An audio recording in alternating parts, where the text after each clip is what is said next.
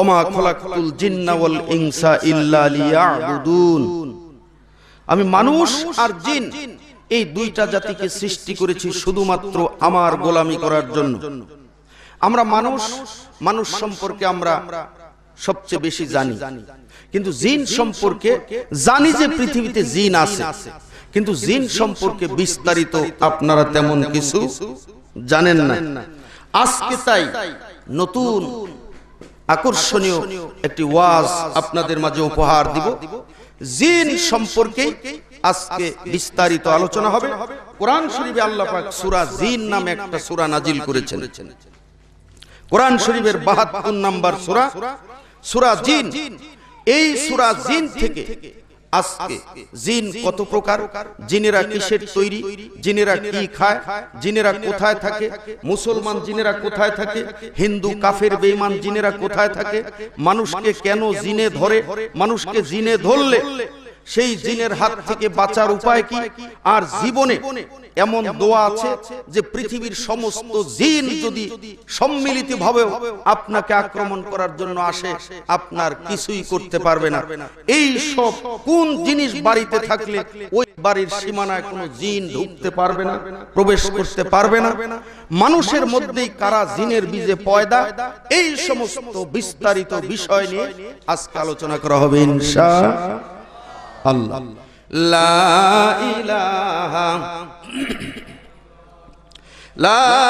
ইলাহা ইল্লাল্লাহু মুহাম্মাদুর রাসূলুল্লাহ। তাহলে আজকের আলোচ্য সূরাটির নাম হলো সূরা জিন। কোন সূরা?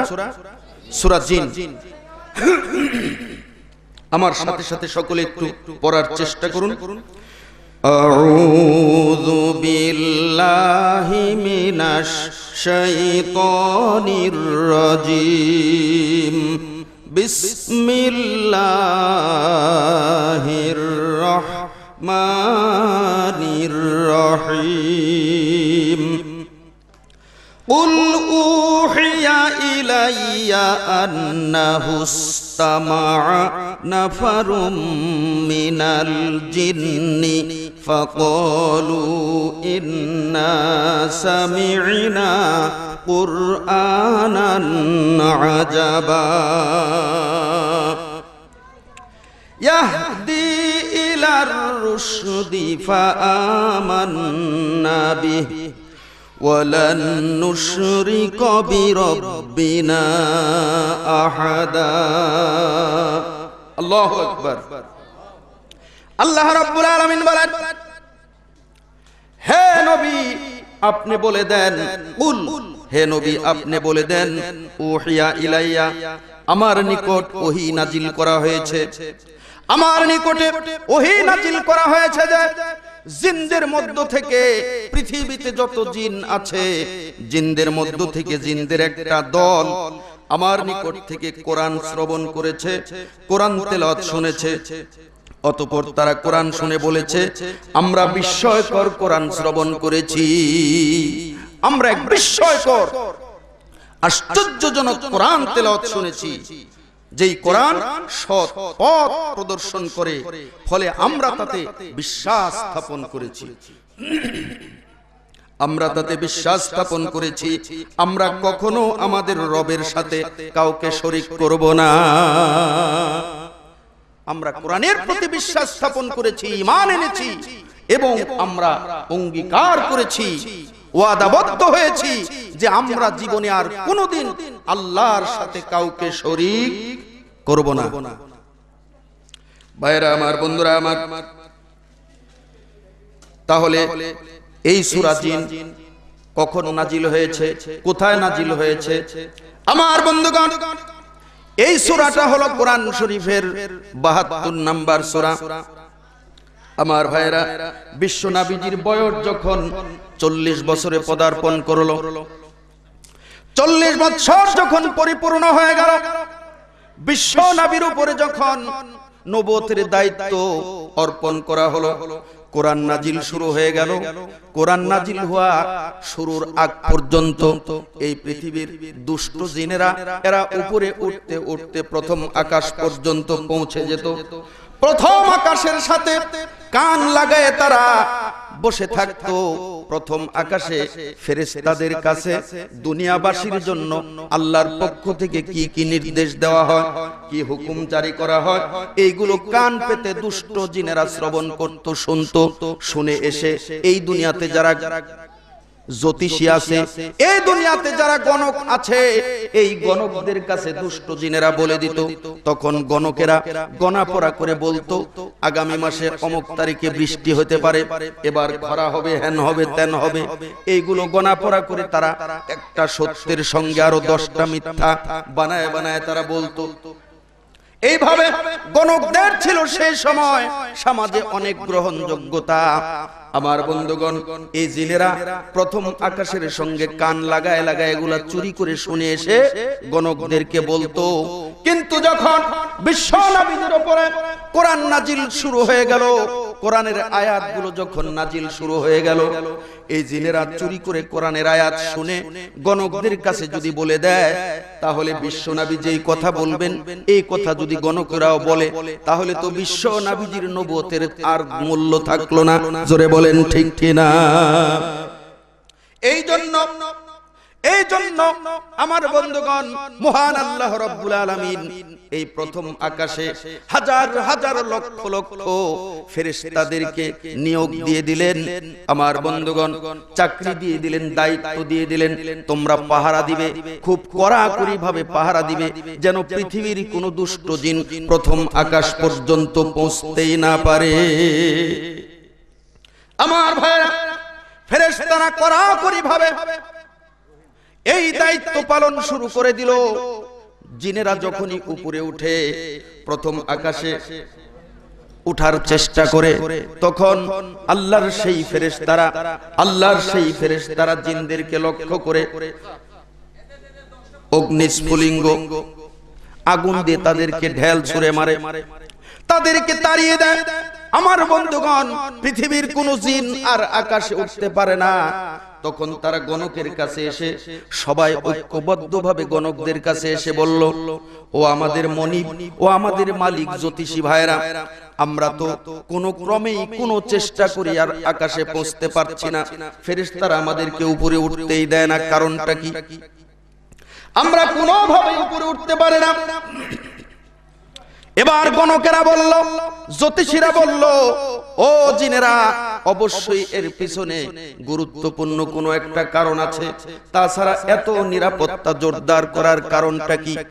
এবার জিনদেরকে বলল, তোমরা বিভিন্ন দলে বিভক্ত হয়ে যাও, কেউ পূর্ব দিকে যাও, কেউ পশ্চিম দিকে যাও, কেউ উত্তর দিকে যাও, কেউ দক্ষিণ দিকে যাও, গোটা পৃথিবীটা তন্ন তন্ন করে খুঁজে দেখো, অবশ্যই কোনো গুরুত্বপূর্ণ কারণ রয়েছে, সেই কারণ তোমরা উদ্ঘাটনের চেষ্টা করো।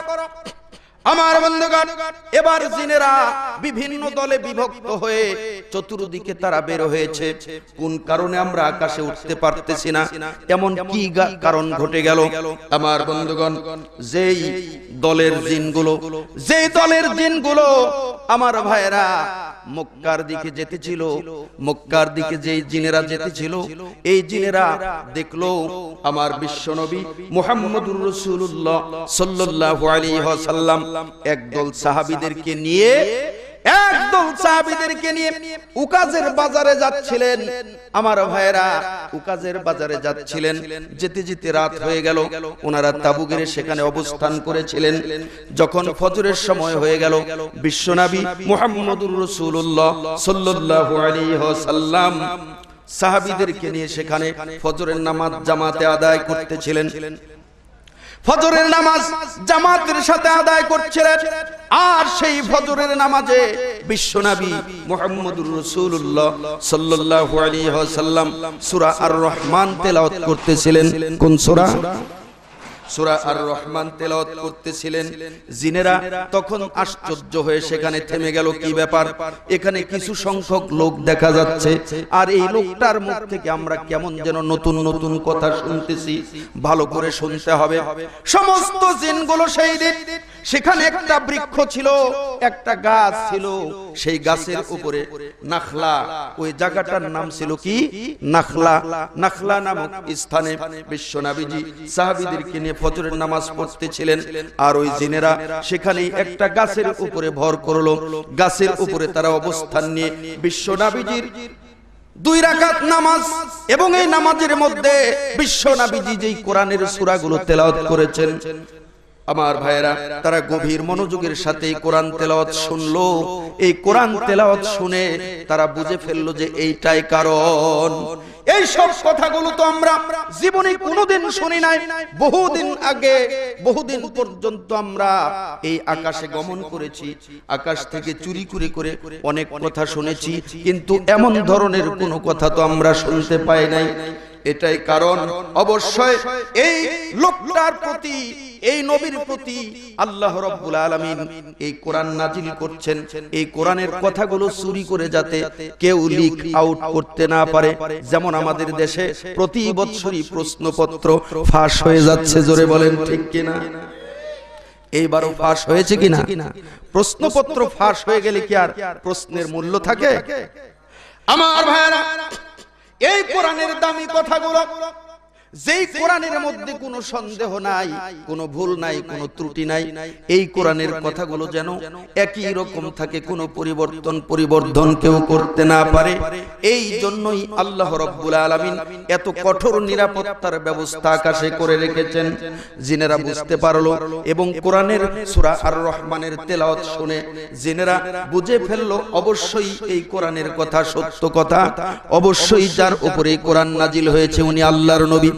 কোরআনের কথাগুলো শুনে তারা এই কোরআনের প্রতি বিশ্বাস স্থাপন করে ফেললো এবং গণকদের কাছে গিয়ে বলল, আমরা আর তোমার কাছে গিয়ে গোপন খবর নিয়ে আমরা আসবো না, আমরা কোরআনের প্রতি বিশ্বাস স্থাপন করেছি, মুহাম্মদুর রাসূলুল্লাহর উপরে আমরা ঈমান এনেছি।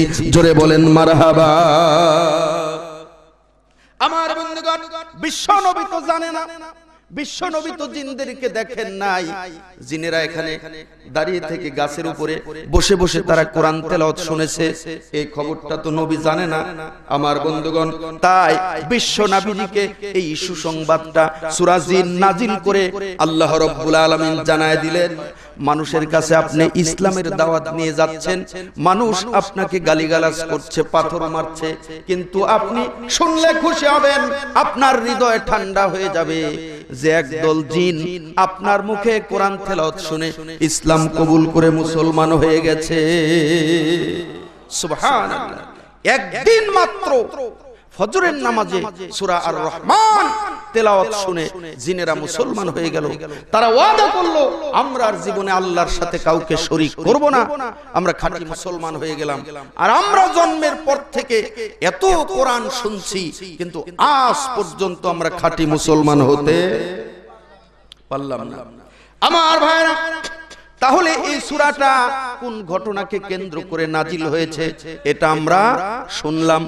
আমার বন্ধুগণ, এবারে আসি এই জিন সম্পর্কে। আল্লাহ পাক তো কোরআনে এই সূরাটা নাজিল করেই দিলেন। মক্কা শরীফে জিন নামে একটা মসজিদ আছে, মসজিদে জিন। জান্নাতুল মুআল্লা কবরস্থানের পাশেই, বেশি দূরে নয় মসজিদে জিন, সেখান থেকে বেশি দূরে নয় মসজিদে জিন আছে, জিনদের একটা মসজিদ আছে। আমার বন্ধুগণ, এবারে আমরা শুনবো জিন শব্দের অর্থ কি, জিন কাকে বলা হয়, আর জিন সম্পর্কে কোরআনে আল্লাহ পাক কি বলেছেন। আল্লাহ রাব্বুল আলামিন কোরআনে কারিমে স্পষ্ট ভাষায় বলে দিয়েছেন, এই পৃথিবীতে আকাশ এবং জমিনের মধ্যে আমি যত মাখলুক সৃষ্টি করেছি, অসংখ্য সৃষ্ট জীব আমি পয়দা করেছি, এর মধ্যে শুধুমাত্র ওয়ামা খালাকতুল জিন্না ওয়াল ইনসা ইল্লা লিয়াবুদুন, মানুষ আর জিন এই দুইটা জাতিকে শুধুমাত্র সৃষ্টি করেছি আমার ইবাদত করার জন্য। কি করার জন্য? আমার ইবাদত করার জন্য। আমার বন্ধুগণ, তাহলে জিন যে আছে কোরআনের এই আয়াত দ্বারা জানা গেল। জোরে বলেন ঠিক কিনা? আধুনিক শিক্ষিত কিছু ভদ্রলোকেরা বলে না না, এসব জিন ভূত পেতনি জিন টিন এগুলা সব আগেকার কুসংস্কার, এগুলো বিশ্বাস করা যাবে না, জিন টিন বলতে কিচ্ছু নাই। আমার বন্ধুগণ, আধুনিক যুগের এই সব আধুনিক শিক্ষিত ভদ্রলোকের কথা আমরা বিশ্বাস করব না কোরআনের কথা বিশ্বাস করব? কোরআনের কথা বিশ্বাস করতে হবে, কারণ কোরআনের কথা যদি অবিশ্বাস কেউ করে সে কাফের হয়ে যাবে। জোরে বলেন ঠিক কিনা? আমার বন্ধুগণ, জিন শব্দের অর্থ হলো অদৃশ্য, জিন শব্দের অর্থ হলো গোপন, জিন শব্দের অর্থ হলো পর্দা। আমার বন্ধুগণ, জিন শব্দের অর্থই হলো অদৃশ্য, যেটা দেখা যায় না, যেটা দেখা যায় না। আমার বন্ধুগণ, এই জিন সম্পর্কে হাদিস শরীফের মধ্যে এসেছে, রাসূলুল্লাহ ইরশাদ করেছেন, খুলিকাল জিন্নু ক্বাবলা আদামা বিআলফি আম। আদম সৃষ্টির 2000 বছর আগে এই জিনকে সৃষ্টি করা হয়েছিল। আদম সৃষ্টির কয় হাজার বছর আগে? 2000 বছর আগে জিন সৃষ্টি করা হয়েছে। জিনকে কি দিয়ে সৃষ্টি করা হয়েছে জানলাম। 2000 বছর আগে জিন তৈরি করা হয়েছে, এখন জানবো জিন কিসের তৈরি। ভাইরা আমার, বন্ধুরা আমার, কোরআন শরীফের 15 নম্বর সূরা হিজর 27 নম্বর আয়াত, 15 নম্বর সূরা হিজর 27 নম্বর আয়াতে আল্লাহ পাক বলেন, ওয়াল জান্না খলাকনাহু মিন ক্বাবলু মিন নারিস সামুম।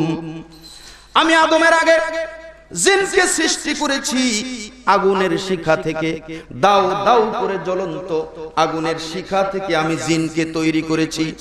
তাহলে দাউ দাউ করে জ্বলন্ত অগ্নি শিখা আগুনের উপরের অংশ থেকে আল্লাহ পাক জিনকে সৃষ্টি করেছেন।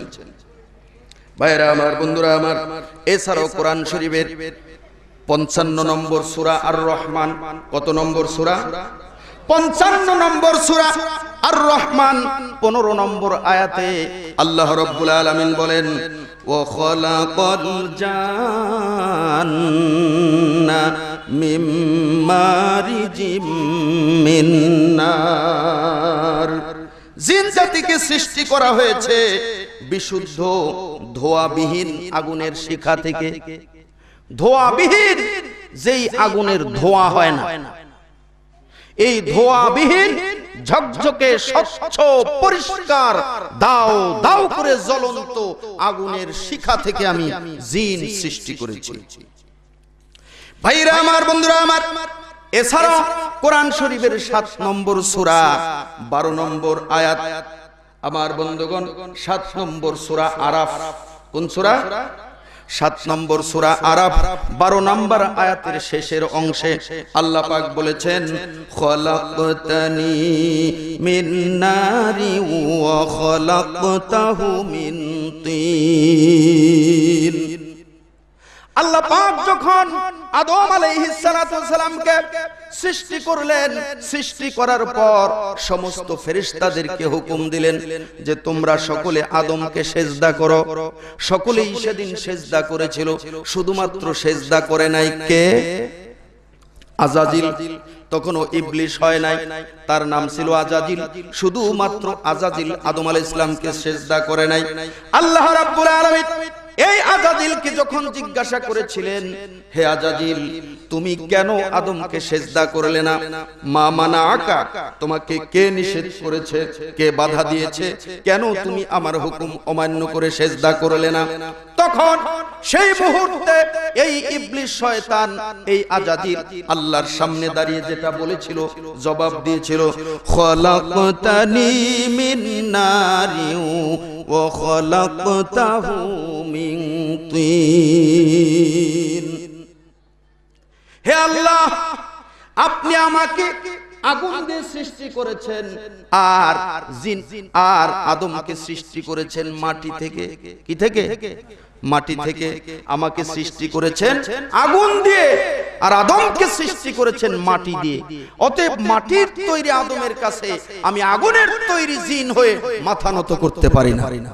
কারণ আগুনের স্বভাব হলো দাও দাও করে খালি উপরের দিকে উঠা, আর মাটির স্বভাব হলো এটা যতই ঢেল ছুঁড়ে উপরে দেন এটা গড়ায় নিচে পড়বে। জোরে বলেন ঠিক কিনা?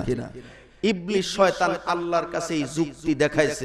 আল্লাহ পাক কি তার যুক্তি মঞ্জুর করেছেন? যুক্তির নাম ইসলাম নয়। আল্লাহ এবং আল্লাহর রাসূল যা বলেছেন, কোরআন এবং হাদিসে যা আছে, সেইটা মানার নাম হলো ইসলাম। জোরে বলেন ঠিক কিনা? আজকে কিছু কিছু যুক্তিবাদী আছে, যুক্তি দিয়ে বুঝায় দিয়ে বলে দেয়ার ইজ নো গড, আল্লাহ বলতে কেউ নাই। জোরে বলেন নাউজুবিল্লাহ। ভাইরা আমার, বন্ধুরা আমার, তাহলে জিনেরা কিসের তৈরি? আগুনের তৈরি। এই জিনকে আল্লাহ রাব্বুল আলামিন সৃষ্টি করার পরে, জিনকে সৃষ্টি করার পরে আল্লাহ রাব্বুল আলামিন জিনকে বললেন, হে জিন, তুমি আমার কাছে কিছু চাও, তুমি আমার কাছে কিছু চাও। আমি তোমাকে আমার ইবাদত বন্দেগী করার জন্য বড় আশা করে সৃষ্টি করেছি, তৈরি করেছি, তাই তুমি আমার কাছে কিছু চাও। এবার জিন বলল, হে আল্লাহ, আমি আপনার কাছে দুইটা জিনিস চাই। কয়টা জিনিস? দুইটা জিনিস চাই। হযরত আব্দুল্লাহ ইবনে আব্বাস রাদিয়াল্লাহু তাআলা আনহু থেকে বর্ণিত, তিনি বলেন, আল্লাহ রাব্বুল আলামিন যখন এই জিনকে জিজ্ঞাসা করলো, হে আবুল জিন, জিন জাতির আদি পিতার নাম হলো সামুম। কি নাম? সামুম। মানব জাতির আদি পিতার নাম হলো আদম, আর জিন জাতির আদি পিতার নাম হলো সামুম। এই সামুমকে যখন আল্লাহ পাক জিজ্ঞাসা করলো, হে সামুম, তুমি আমার কাছে কামনা করো, আমার কাছে চাও, আমি তোমাকে কি দিব? যা চাইবে তাই দিব। এবার এই জিন জাতির আদি পিতা সামুম বলছে, হে আল্লাহ, আমি আপনার কাছে দুইটা জিনিস চাই। এক নাম্বার হলো যাতে আমরা দুনিয়ার সবাইকে দেখি, কিন্তু আমাদেরকে যেন কেউ না দেখে, এমন বৈশিষ্ট্য আমাকে দিতে হবে, যাতে আমরা, আমার সন্তানাদিরা দুনিয়ার সবাইকে আমরা দেখব, কিন্তু দুনিয়ার কেউ যাতে আমাদেরকে না দেখে, দেখতে না পায়। এমন বৈশিষ্ট্য, এমন উপাদান দিয়ে আমাদেরকে দুনিয়াতে পাঠাতে হবে। দুই নম্বর হলো, যখন আমরা বৃদ্ধ বয়সে উপনীত হয়ে যাব, বৃদ্ধ হয়ে যাব, মৃত্যুর সময় যখন আমাদের ঘনিয়ে আসবে, ওই বৃদ্ধ বয়সে আমাদের আবার যৌবন ফিরায় দিতে হবে। মরার আগ দিয়ে আমাদের যৌবন ফিরায় দিতে হবে। যখন বৃদ্ধ হওয়ার পরে, বৃদ্ধ বয়সে আমরা যখন আবার যৌবন কাল ফিরে পাবো, তখন আমরা বুঝতে পারবো মৃত্যু সন্নিকটবর্তী, মৃত্যু আর বেশি দূরে নয়। তাই এই দুইটা জিনিস তোমার কাছে চাই। আল্লাহ পাক বললেন, যা, তোকে আমি দিয়ে দিলাম। আল্লাহ পাক দিয়ে দিয়েছেন। এই জন্য জিন জাতিকে মানুষ দেখতে পায় না, কিন্তু জিনেরা ঠিক আমাদেরকে দেখে। যেহেতু জিনদেরকে দেখা যায় না, এই জন্যই তার নাম জিন। আর জিনেরা শেষ বয়সে মরার আগ দিয়ে আবার জোয়ান হয়ে যায়। আমার বন্ধুগণ, এবারে আসি, জিন কয় প্রকার, জিনদের প্রকার ভেদ আমাদেরকে জানতে হবে। জিন কিসের তৈরি আমরা জানলাম, জিনকে আল্লাহ কিভাবে সৃষ্টি করেছেন এটাও জানা দরকার। আমার বন্ধুগণ, হাদিস শরীফের ভিতরে এসেছে, রাসূলুল্লাহ সাল্লাল্লাহু আলাইহি ওয়াসাল্লাম ইরশাদ করেছেন, আল্লাহ রাব্বুল আলামিন ফেরেশতাদেরকে সৃষ্টি করেছেন বুধবারে। কিবারে? ফেরেশতাদেরকে সৃষ্টি করেছেন বুধবারে, আর জিনদেরকে সৃষ্টি করেছেন আল্লাহ রাব্বুল আলামিন বৃহস্পতিবারে। আর আদম আলাইহিস সালাতু ওয়াস সালামকে সৃষ্টি করেছেন শুক্রবার দিনে। জোরে বলেন সুবহানাল্লাহ। শুক্রবার দিন আসরের নামাজের পর সূর্যাস্তের পূর্ব মুহূর্তে অল্প সময়ের মধ্যে আল্লাহ রাব্বুল আলামিন আদম আলাইহিস সালাতু সালামকে সৃষ্টি করেছেন। এজন্য হাদিস শরীফে এসেছে, কেউ যদি শুক্রবার দিন আসরের নামাজ পড়ে যায়, নামাজে বসে বসে যদি বিশ্ব নবীজির শানে 80 বার দুরূদ শরীফ পড়ে, তাহলে ওই ব্যক্তির আমলনামা থেকে 80 বছরের গুনাহ মাফ করে দেওয়া হয়। শুধু তাই না, বিশ্ব নবীজি আরো বলেছেন, শুক্রবার দিন এমন একটা সময় আছে যে সময় কেউ যদি দোয়া করে, তার দোয়া মহান আল্লাহর দরবারে 100 ভাগ কবুল হবেই হবে। কবুল না হওয়ার কোনো সন্দেহ নাই, 100 বার কবুল হবেই হবে। এমন একটা সময় শুক্রবার দিনে আছে। আর সেই সময়টা কোন সময়? যেই সময় আদম আলাইহিস সালাতু সালামকে আল্লাহ পাক সৃষ্টি করেছিলেন। তাই ওই সময়টা যদি কেউ পেতে চায়, তাহলে শুক্রবার দিন জুমার নামাজ, আসরের নামাজ আদায় করে জায়নামাজ থেকে আর উঠা যাবে না।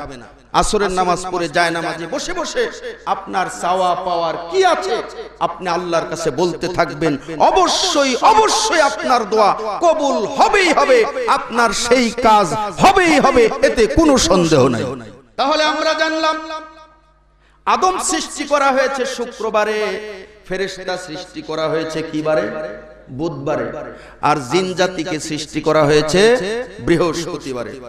আবার বন্ধুগণ, এবারে আমরা জানবো জিন কত প্রকার, বিস্তারিত আলোচনা হবে। জিন জাতির 14 গোষ্ঠী নিয়ে আজকে বিস্তারিত আলোচনা হবে। ভাইরা আমার, বন্ধুরা আমার, হযরত আবু দারদা রাদিয়াল্লাহু তাআলা আনহু থেকে বর্ণিত, রাসূলুল্লাহ সাল্লাল্লাহু আলাইহি ওয়াসাল্লাম ইরশাদ করেছেন, খলাকাল্লাহুল জিন্না সালাসাতা আসনাফিন হাইয়াতুন ওয়া আকারিবু ওয়া খিশাশুল আরদি ওয়া সিনফুন কাররিহি ফিল হাওয়াই ওয়া সিনফুন আলাইহিমুল হিসাব ওয়াল ইকাব। আল্লাহ পাক জিন সৃষ্টি করেছেন 3 প্রকার। আল্লাহ পাক জিন সৃষ্টি করেছেন কয় প্রকার? 3 প্রকার।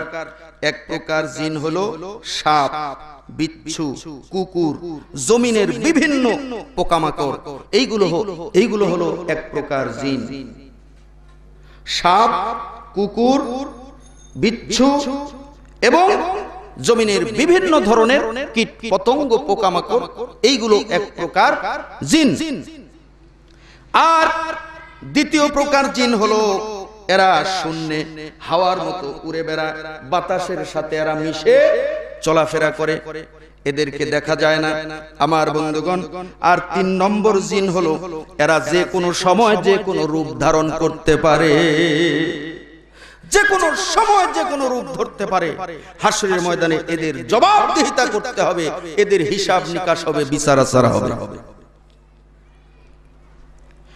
ভাইরা আমার, বন্ধুরা আমার, এছাড়াও হযরত আবু সালাবা খুশান্নি রাদিয়াল্লাহু তাআলা আনহু থেকে বর্ণিত, রাসূলুল্লাহ সাল্লাল্লাহু আলাইহি ওয়াসাল্লাম বলেছেন, আল জিন্নু সালাসাতু আসনাফিন ফাসিনফুন লাহুম আজনিহাতুন ইয়াতিরুনা বিহা ফিল হাওয়াই ওয়া সিনফুন হাইয়াতুন ওয়া কিলাবুন ওয়া সিনফুন ইয়াহিল্লুনা ওয়া ইয়াজআলুন।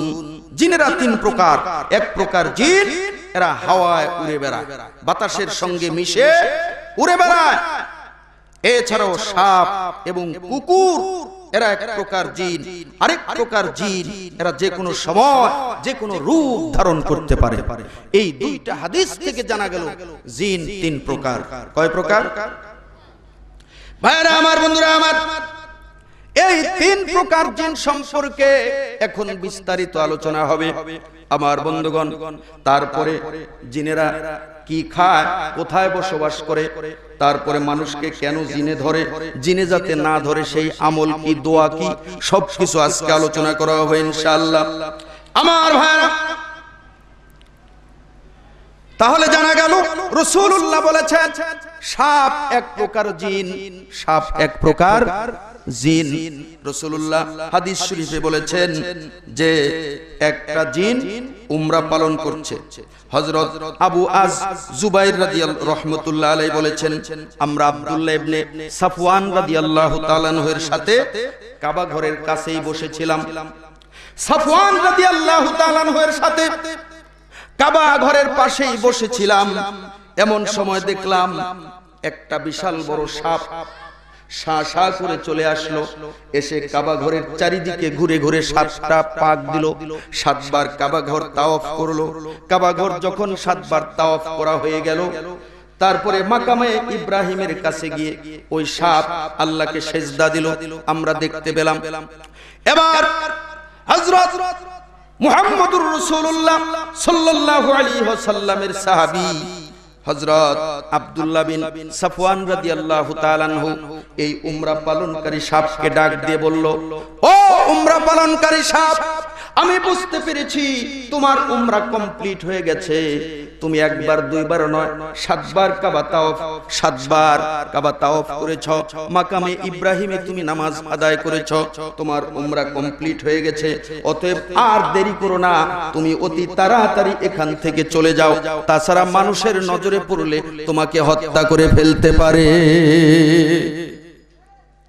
এই হাদিস থেকে বোঝা গেল জিনেরা সাপের রূপ ধারণ করে, এরা কাবা ঘর তাওয়াফ করে, হজ করে, উমরা পালন করে। আরেকটা হাদিস আমার বন্ধুগণ, বর্ণনাকারী হযরত আবু তুফাইল রাহমাতুল্লাহ আলাইহি উনি বর্ণনা করছেন, জাহিলিয়াতের যুগে জিতুয়া উপত্যকায় থাকতো এক মহিলা জিন। জিতুয়া একটা উপত্যকা, এই উপত্যকায় থাকতো একটা মহিলা জিন। তার ছিল একটা সন্তান, ছেলে সন্তান, একটা ছেলে। এই ছেলেটা দেখতে শুনতে যেমন সুন্দর ছিল, তেমনি ছিল জ্ঞানবান। সে তার গোত্রের প্রধান ছিল, সে ছিল তার গোত্রের প্রধান। আমার বন্ধুগণ, এই ছেলেটা বিবাহ করেছে, 1 সপ্তাহ হলো বিবাহ করেছে। আমার বন্ধুগণ, এবার ছেলেটা তার মাকে বলতেছে, মা 1 সপ্তাহ হলো আমি বিবাহ করেছি, তাই আমার মন চাচ্ছে আমি আল্লাহর ঘরটা তাওয়াফ করে আসি, আল্লাহর শুকরিয়া আমি হজ করে আসি, মা আমি উমরা হজটা করে আসি। মা বললেন, বেটা এই দিনের বেলায় তুমি উমরা হজ করতে যাও না, গভীর রজনীতে যখন মানুষ ঘুমিয়ে পড়বে তখন তুমি উমরা পালন করতে যেও। এবার এই জিন যুবক সাপটা বলল, না মা অসুবিধা নাই, আমি সতর্কতার সাথে উমরা পালন করে চলে আসব। এবার এই যুবক জিন উমরা পালন করার জন্য এবার কাবা শরীফের কাছে চলে গেল, কাবার চারিদিকে ঘুরে ঘুরে তাওয়াফ করলো। তারপরে মাকামে ইব্রাহিমে এসে সে নামাজ আদায় করলো। আমার বন্ধুগণ, তারপরে এবার সাপটা বাড়ির দিকে রওনা দিয়েছে। ইতিমধ্যে কুরাইশদের এক দুষ্ট ছেলে দেখে ফেলেছে। এক দুষ্ট ছেলে দেখে ফেলার পর এবার সে লাঠি এনে ওই সাপটাকে পিটায় হত্যা করে ফেললো। আমার বন্ধুগণ, ওই সাপটাকে যখন পিটায় হত্যা করে ফেললো, আমার ভাইরা, সে যেহেতু গোত্র প্রধান ছিল, তার গোত্রের অন্যান্য জিনেরা এটা আর মেনে নিতে পারে নাই, সহ্য করতে পারে নাই।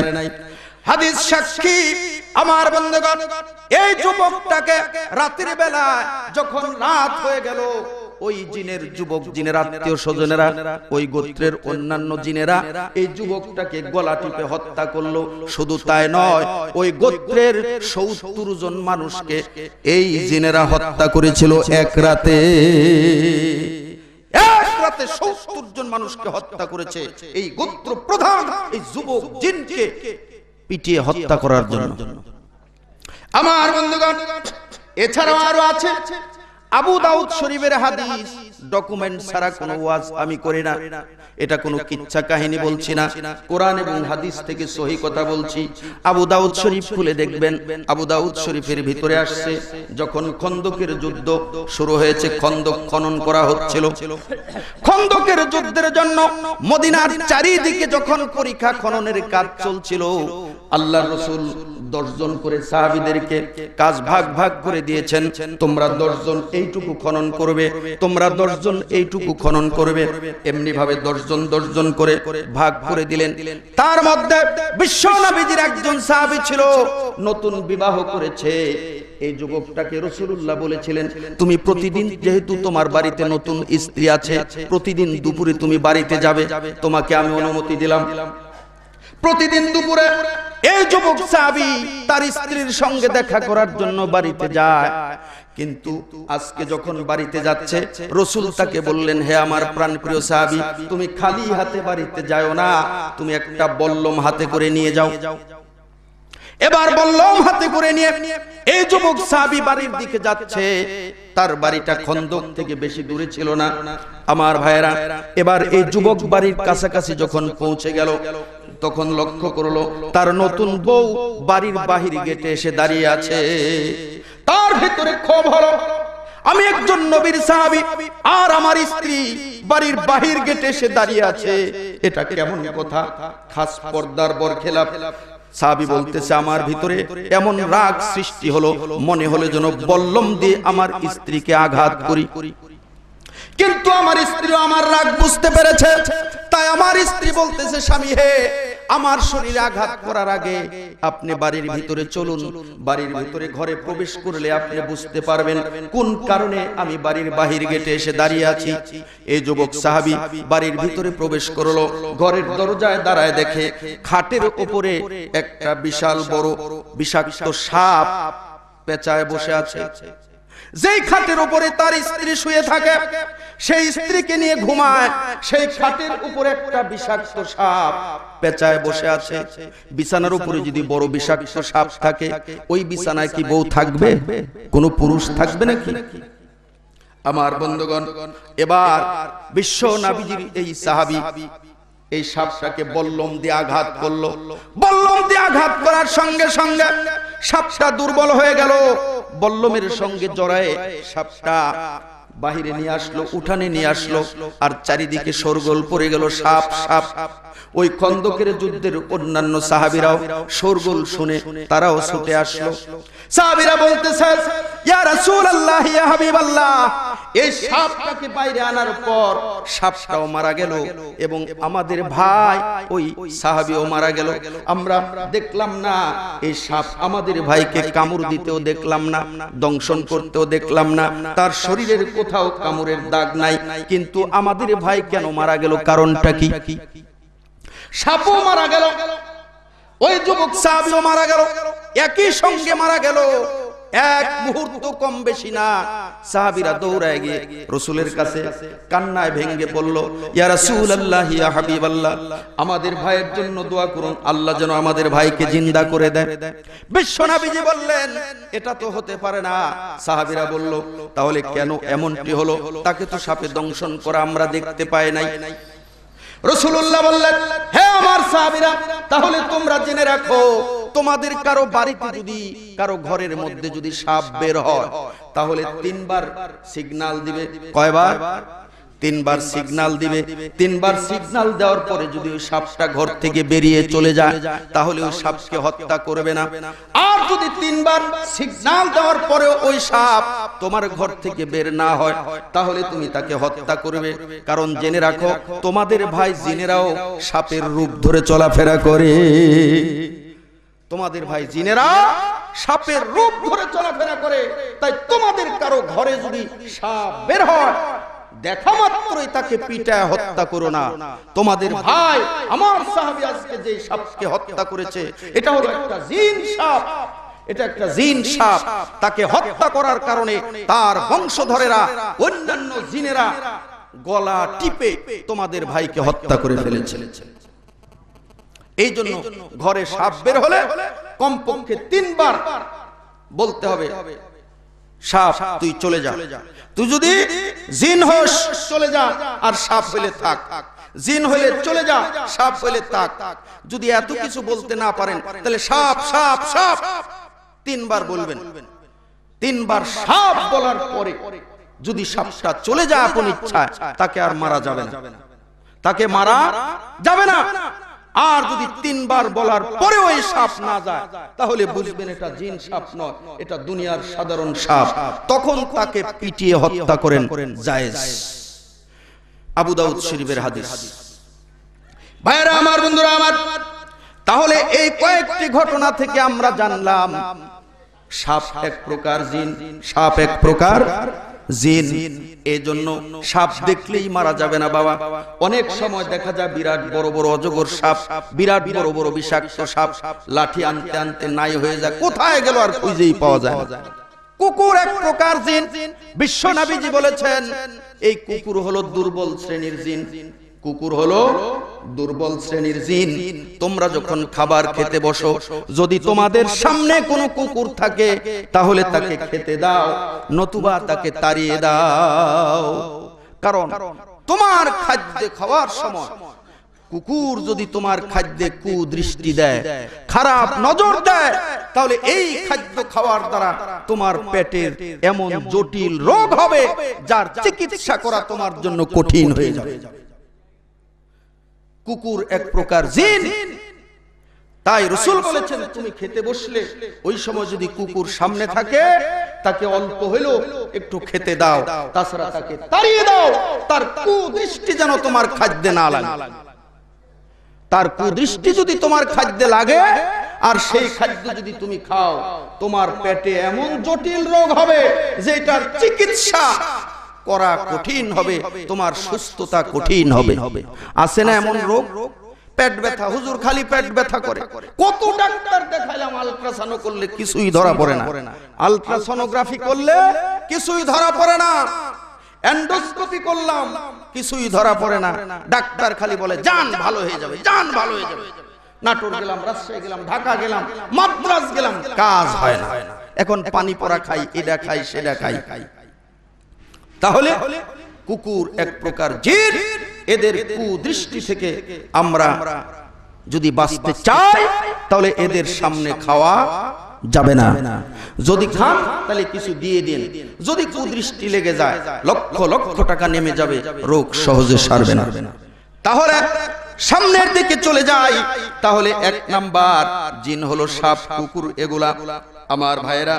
এবারে আরেক প্রকার জিন চলে যায় যারা যে কোনো সময় যে কোনো রূপ ধারণ করতে পারে, যে কোনো সময় যে কোনো রূপ ধারণ করতে পারে। এমন ঘটনা দুই একটি বলেই আমার ঘটনা শেষের দিকে চলে যাব। আমার বন্ধুগণ, এবার হাদিস শরীফে এসেছে একবার দুই যুবক আত্মীয়র বাড়িতে দাওয়াত খাওয়ার জন্য উটের পিঠে চড়ে রওনা দিয়েছে। যাওয়ার সময় মরুভূমির মধ্যে একজন মহিলার সঙ্গে দেখা হয়ে গেল। কার সঙ্গে?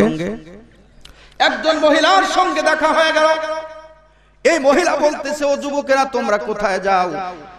তারা বলল আমাদের অমুক আত্মীয় স্বজনের বাড়িতে দাওয়াত আছে, অমুক আত্মীয়র বাড়িতে আমরা দাওয়াত খেতে যাচ্ছি। মহিলা বলল ঠিক আছে যাও, তবে বাড়িতে ফেরার পথে আমার সঙ্গে দেখা করে যেও, আমি তোমাদের সঙ্গে যাব। এবার ওই দুই যুবক দাওয়াত খেয়ে ফেরার পথে ওই মহিলার কাছে চলে গেল। মহিলার কাছে যাওয়ার পর দুই ভাইয়ের যেহেতু দুইটা উট ছিল, এবার দুই ভাই মিলে এক উটের পিঠে চড়লো আর ওই মহিলাটাকে একটা উট দিয়ে দিল। ও মহিলা তুমি এইটার উপরে আরোহণ করো। যুবক ছেলেরা আগে আগে যায়, মহিলা পিছনে পিছনে যায়। যেতে যেতে একটা বালুর টিলা দেখা গেল। এবার মহিলা বলতেছে, ও যুবকেরা তোমরা এখানে একটু দাঁড়াও, আমার একটু প্রয়োজন আছে, সেরে আসি। যুবকেরা মনে করলো এই মহিলার প্রাকৃতিক কোনো প্রয়োজন দেখা দিয়েছে, পেশাব পায়খানা সমস্যা হয়েছে, তাই হয়তো বা বাহিরে যাবে। এবার যুবক দুইজন দাঁড়িয়ে আছে, মহিলাটা চলে গেছে, অনেকক্ষণ হলো মহিলা আর ফিরে আসে না। দুই ভাইয়ের মধ্যে এক যুবক বলতেছে, মহিলাটা এখনো কেন আসতেছে না, একটু খোঁজ নেওয়া দরকার। যুবক তাই চলে গেল, যুবক মহিলার সন্ধানে চলে গেল। এই যুবক যাওয়ার পরে এই যুবক আর আসে না। অনেকক্ষণ হয়ে গেল, কি ব্যাপার? এইবার ওই দ্বিতীয় যুবক সে ভাবতেছে ব্যাপারটা কি, ভাই ওই মহিলার সন্ধানে গেল, ভাইও তো আসতেছে না, কারণটা কি? এবার এক পা দু পা করে ওই ভাইটাও সামনের দিকে আগালো, গিয়ে দেখে ওই মহিলাটা তার যুবক ভাইয়ের বুকের উপরে বসে বসে তার কলিজা চিরে বের করে খাচ্ছে। বুক চিরে কলিজা বের করে চিবিয়ে চিবিয়ে খাচ্ছে। ভাইয়ের এমন দুর্দশা দেখে এই মহিলা এবার ভয়, এই যুবকটা এবার ভয় খেয়ে গেল। কি সর্বনাশ, এমন কেন? এটা তো দেখছি সাধারণ মানুষ, মহিলা নয়, অবশ্যই এটা রাক্ষস। আমার ভাইকে জমিনে শোয়, আমার ভাইয়ের বুক চিরে কলিজা বের করে খাচ্ছে। আমার বন্ধুগণ, যুবকটা ভয়ে থরথর করে কাঁপতে কাঁপতে সেখান থেকে ফিরে আসছে, এসে উটের পিঠে আরোহণ করেছে, বাড়ির দিকে চলে যাবে। এমন সময় ওই মহিলা ফিরে আসতেছে, মহিলা এসে ডাকতেছে, ও যুবক তুমি কোথায় চলে যাচ্ছ, তুমি তাড়াহুড়া করছো কেন? যুবক বলতেছে, আমার সামনে এক অত্যাচারী রাজা আছে, যার অত্যাচারের ভয়ে আমি একটু তাড়াতাড়ি বাড়িতে যাওয়ার চিন্তা করছি। মহিলা বুঝতে পারে নাই, মহিলা মনে করেছে সত্যি তার সামনে হয়তোবা কোনো অত্যাচারী রাজা আছে। আসলে যে যুবকটা এই মহিলাকেই বুঝাতে চাচ্ছে। তখন মহিলা বলতেছে, হে যুবক, তোমার সামনে যদি অত্যাচারী রাজা থাকে তাহলে আমি তোমাকে এমন একটা দোয়া শিখায় দিচ্ছি, তুমি এই দোয়াটা পড়ো, তাহলে ওই অত্যাচারী জালেম তোমার কোনো ক্ষতি করতে পারবে না। জোরে বলেন সুবহানাল্লাহ। এবার মহিলা তাকে দোয়াটা শিখায় দিল। যুবক বলতেছে, আরেকবার তুমি এই দোয়াটা পড়ো। মহিলা আরেকবার দোয়াটা পড়লো। এবার দুইবার পড়ার কারণে যুবকটাই দোয়াটা মুখস্থ করে নিল। মুখস্থ করে নেওয়ার পর এই যুবক এই দোয়াটা পাঠ করে আল্লাহর কাছে যখন দোয়া করলো এই মহিলার বিরুদ্ধে, আয় আল্লাহ তুমি এই রাক্ষসী মহিলার হাত থেকে আমাকে বাঁচাও। যখন দোয়াটা পড়লো সঙ্গে সঙ্গে আকাশ থেকে এক খণ্ড আগুন চলে আসলো। আগুন এসে ওই মহিলার শরীরে দাও দাও করে আগুন জ্বলে গেল। ওই মহিলাটা পুরে ভস্ম হয়ে গেল, যুবক ছেলেটা বেঁচে গেল। জোরে বলেন সুবহানাল্লাহ। এই মহিলাটা ছিল রাক্ষসী জিন। এই মহিলাটা কি ছিল? রাক্ষসী একটা জিন। এই জিনের হাত থেকে দোয়াটা পড়ে এই যুবকটা বেঁচে গেল। এই মহিলার যুবকের ক্ষতি করতে পারে নাই, এই জিন নিজেই ধ্বংস হয়ে গেল। এই দোয়াটা কি শুনবেন? আপনাদের সামনেও যদি কোনো সময় কোনো ডাকাত, কোনো ছিনতাইকারী যদি আপনাদেরকে আক্রমণ করে আর এই দোয়া পড়ে যদি আল্লাহর কাছে সাহায্য চান, ছিনতাইকারী, ডাকাত, সন্ত্রাসের হাত থেকে আল্লাহ হেফাজত করবে। দোয়াটা হলো, আল্লাহুম্মা রব্বাস সামাওয়াতি ওয়া মা আযাল্লাত ওয়া রব্বাল আরদিনা ওয়া মা আকাল্লাত ওয়া রব্বার রিয়াহি ওয়া মা আযাররাত ওয়া রব্বাশ শায়াতিনি ওয়া মা আদাল্লাত আনতাল মান্নান বাদিউস সামাওয়াতি ওয়াল আরদি ইয়া যাল জালালি ওয়াল ইকরাম তাখুয লিল মাজলুমি মিনাজ যালিমি হাক্কাহু ফাখুয লি হাক্কি মিন। বলার পরে সন্ত্রাসের কথা বলবেন, ওই চোরের কথা বলবেন, ওই ডাকাতের কথা বলবেন, ওই খুনির কথা বলবেন, যে আমার সামনে যে দাঁড়ায় আছে তার হাত থেকে আমাকে বাঁচাও আল্লাহ। দেখবেন ওর ব্যবস্থা, ওকে সাইজ করার ব্যবস্থা আল্লাহর পক্ষ থেকে হয়ে যাবে। তাহলে এই মহিলাটা ছিল মানুষকে রাক্ষসী জিন। আমার ভাইরা, এছাড়াও কিতাবে এসেছে, হযরত ইবনে আকিল রাহমাতুল্লাহ আলাইহি বর্ণনা করেছেন, হযরত ইবনে আকিল রাহমাতুল্লাহ আলাইহি বর্ণনা করেছেন, আল্লামা জালালউদ্দিন সুয়ুতী রাহমাতুল্লাহ আলাইহি কিতাবে উল্লেখ করেছেন, আকিল রাহমাতুল্লাহ আলাইহি বলছেন, আমাদের একটা বাড়ি ছিল, ওই বাড়িতে বেশ কিছু রুম ছিল। এই রুমগুলো আমরা মানুষের কাছে ভাড়া দিতাম। এর মধ্যে একটা রুম ছিল, এই রুমে যে কোনো মানুষ ভাড়া থাকতো। রাতের বেলা ভালো মানুষ গিয়ে শুইতো, সকাল বেলা দেখা যেত দরজা খোলে না, কারণটা কি? তারপরে দরজা অন্যভাবে দরজা খোলার পর দেখা যেত ওই ঘরের ভিতরে মানুষটা মরে আছে। এ পর্যন্ত যত মানুষকে এই রুমটা ভাড়া দিয়েছি একটি মানুষও বাঁচে না। রাতের বেলা গিয়ে প্রথম রাত্রে রাতের বেলা ভালো মানুষ হয়, সকাল বেলা দেখা যায় মরা লাশ। আমরা আশ্চর্যান্বিত, এই বাড়িতে আরো রুম আছে, কোন রুমে এমনটি হয় না। এই রুমে কেন এমনটি হয়? হঠাৎ করে মরক্কোর এক যুবক আসলো, এসে এই রুমটাই পছন্দ করলো। আমরা আর নিষেধ করতে পারলাম না, যেহেতু তার পছন্দ হয়েছে তার কাছে রুমটা ভাড়া দিলাম। কিন্তু সেই লোকটা, আমরা তো আতঙ্কে ছিলাম হয়তোবা সেও মারা যাবে, কিন্তু সে মারা গেল না। সে দীর্ঘদিন যাবত, দীর্ঘ কয়েক বছর যাবত এই বাড়ি এই ঘরে বসবাস করলো। হঠাৎ করে সে একদিন বলল, আমি আর থাকবো না, আমি চলে গেলাম। সে চলে গেল, কিন্তু ওই মুহূর্তে তাকে জিজ্ঞাসা করলাম না, পরবর্তীতে তাকে জিজ্ঞাসা করলাম, ভাইজান আপনি যে রুমটাতে দীর্ঘদিন থাকলেন, এই রুমের রহস্যটা কি আপনি একটু বলুন। এতদিন পর্যন্ত আপনার আগ পর্যন্ত যত মানুষকে আমরা এই রুমটা ভাড়া দিয়েছি একজন ভাড়াটিও বাঁচে নাই, প্রত্যেকেই মারা গেছে, কিন্তু আপনি দীর্ঘদিন যাবত এই ঘরে বসবাস করলেন কিভাবে? কোনো কিছু দেখেছেন কিনা, জানেন কিনা? এবার